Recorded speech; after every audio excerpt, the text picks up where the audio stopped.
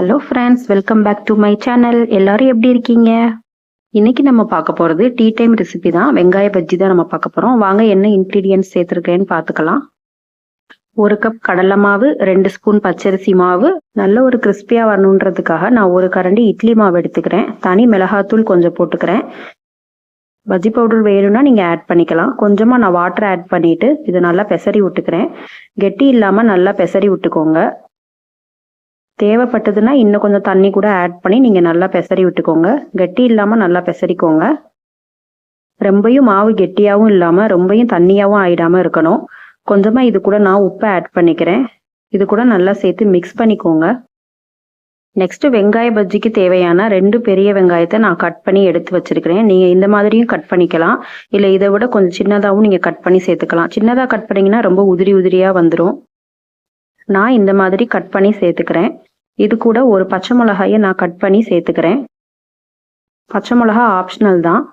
அது கூட கொஞ்சமாக கருவேப்பிலை நல்லா வாஷ் பண்ணி சேர்த்துட்டு நல்லா இதை நல்லா பெசரி விட்டுக்கோங்க மாவு கூட. இந்த மாதிரி நல்லா பெசரி வச்சுக்கோங்க. ஒரு கடாயில் நான் ஆயில் ஆட் பண்ணிக்கிறேன். ஆயில் ஹீட் ஆகி வடை போடுற டைமில் பக்கத்தில் நம்ம டீயும் போட்டுக்கலாம். நான் இந்த மெத்தடில் தான் எப்போதும் டீ போடுவேன். 1 டம்ளர் தண்ணி, 1.5 டீஸ்பூன் டீ தூள் ஆட் பண்ணிக்கிடுவேன். இது கூட கொஞ்சம் ஏலக்காய், இஞ்சி வேணும்னா நீங்கள் சேர்த்துக்கலாம். நெக்ஸ்ட்டு நான் தேவையான அளவு சுகர் ஆட் பண்ணிக்கிறேன். சளி பிடிச்சிருக்கிற டைமில் துளசி இலையை நல்லா வாஷ் பண்ணிவிட்டு இது கூட சேர்த்து கொதிக்க விடுங்க, நல்லாயிருக்கும். தேவையான அளவு பால் ஆட் பண்ணிக்கலாம். காயட்டும். நமக்கு எண்ணெய் காஞ்சிருச்சு, வடையை போட்டு எடுக்கலாம். இந்த மாதிரி தனித்தனியாக பொறுமையாக போடுங்க. கொஞ்சம் எண்ணெயோட அந்த சலசலப்பு சத்தம்லாம் அமைதியாகவும் ஒன்று ஒன்றா மெதுவாக திருப்பி போட்டுக்கோங்க. சிம்மில் வச்சுக்கோங்க, நல்லா வேகட்டும். டீயும் நமக்கு இப்போ ஆல்மோஸ்ட் ரெடி ஆயிடுச்சு. அடுப்பை எப்போதுமே ஹை ஃப்ளேமில் வச்சு வடை சுடாதீங்க.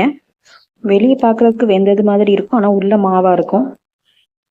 இப்போ நமக்கு டீயும் ரெடி ஆயிடுச்சு. ஒரே டைமிங்கில் 2 வேலையும் ஈஸியாக முடிச்சாச்சு. இப்போ இதை நம்ம ஒரு பிளேட்டில் வச்சுக்கலாம். நீங்களும் இந்த மாதிரி உங்கள் வீட்டில் ட்ரை பண்ணிவிட்டு எப்படி இருந்ததுன்னு கமெண்ட்ஸில் எனக்கு சொல்லுங்கள். தேங்க்ஸ் ஃபார் வாட்சிங் ஃப்ரெண்ட்ஸ். என்னோட வீடியோவுக்கு சப்ஸ்கிரைப் பண்ணுங்கள், சப்போர்ட் பண்ணுங்கள் ஃப்ரெண்ட்ஸ்.